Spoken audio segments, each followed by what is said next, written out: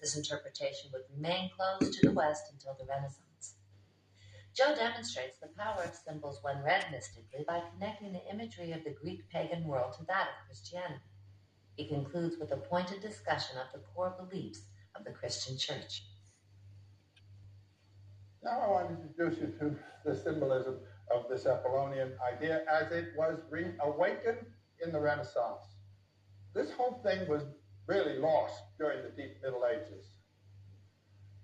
However, during the first three centuries of the Christian development in the Near East, there was developing alongside of it. I mean, before Theodosius came down with the axe of love, there was developing beside it the classical Hermetic traditions, and a body of text known as the Corpus Hermeticum developed. At the time of the Renaissance, Cosimo de' Medici asked Marsilio Ficino, to make a translation from a Greek text that was brought from Byzantium by a Greek monk, to make a translation from the Greek into Latin of the Corpus Hermeticum.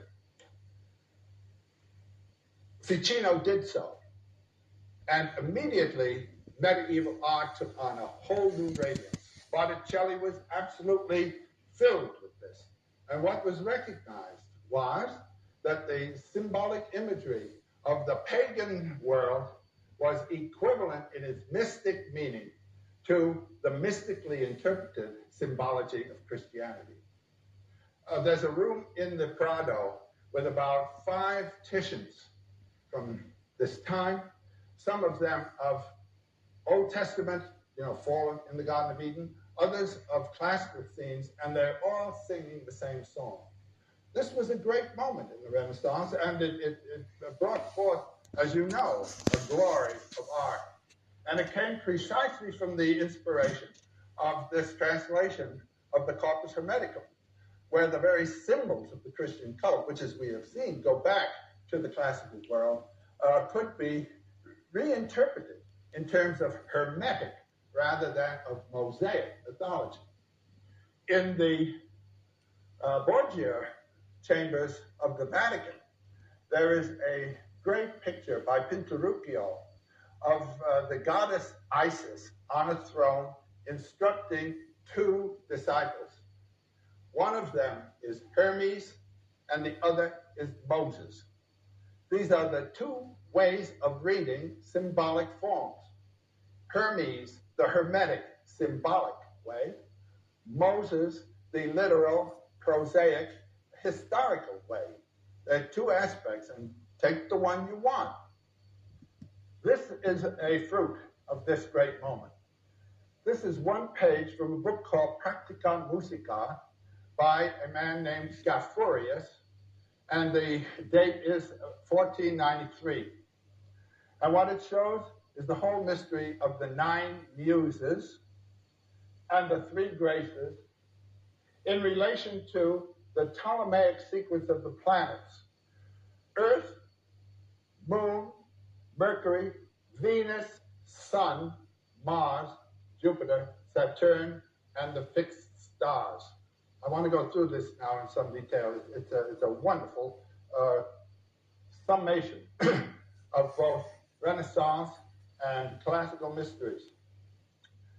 Associated with each of the planets in this Ptolemaic sequence is a muse.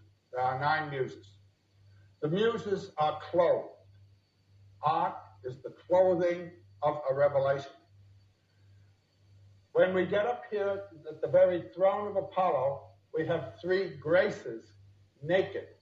There, the revelation is achieved and rendered, to which the arts are pointing. 9 muses, and the square root of 9 is 3. When Dante beheld Beatrice, she was 9 years old. And then his second beholding of her, she was 18, and so was he. And he said, she is a 9, because her root is in the Trinity. She was his muse. The muses are 9, and their root is in the Trinity.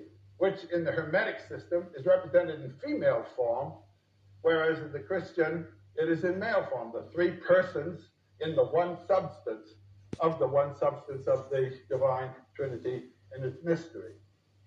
The substance here is personified as Apollo, male, and the moved features are female. The text says, the radiance, the this of the Apollonian mind moves everywhere the muses. The muses, the inspirations of poetry, which is to say, of religion, of mythology, are moved by the radiance of God. First, we have this fantastic tale of a serpent culminating in three faces. When Dante was lost in the middle of the way of our life, he was in a dangerous wood and was threatened by three animals. One was the lion, which represented pride, hanging on to ego, hanging on to yourself. The second was a leopard, representing lust. In this case, it's represented by a dog's face, desire. The third animal was a wolf, which represents fear, the past, which tears away what you've got. And so these three, they go together. This is the temptation of the Buddha. If he hung on to his ego, lust and fear would have moved it. They didn't. They're moving us, and so we're stuck. The first of the muses, her name is Talia, is shown under the ground.